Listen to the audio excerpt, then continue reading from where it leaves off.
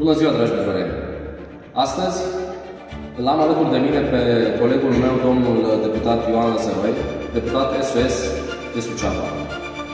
Colegul meu a fost alături de sinistrați de la început. A fost și la Roșteni și a fost și la Botoșani. Domnul Lăzăroi? Încă o dată, SOS România dă dovadă de unitate și de loialitate. De aceea, țin să mulțumesc colegului meu, Vlad Ghila, deputat de Bord, și tuturor colegilor mei care m-au susținut și mi-au fost alături, inclusiv la inundațiile din Botoșani și acum la inundațiile din Suceava, în zona Broștenii. Doresc pe această cale să inspir și pe alți oameni, indiferent din ce partid fac parte, să dea dovadă de empatie față de semenilor. Până la urmă, de acolo începe patriotismul. În acest sens, am pregătit câteva materiale de construcție pe care le vedeți aici. Nu sunt suficiente ca să construim o casă, dar este un început.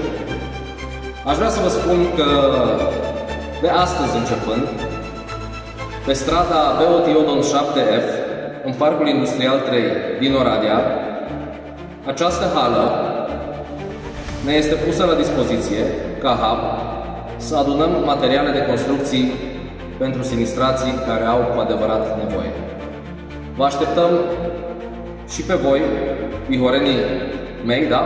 Să veniți alături, că știu că puteți, știu că aveți capacitate, știu că sunteți și oameni buni, mulți dintre voi și cu suflet mare. Vă stau la dispoziție și pentru alte detalii.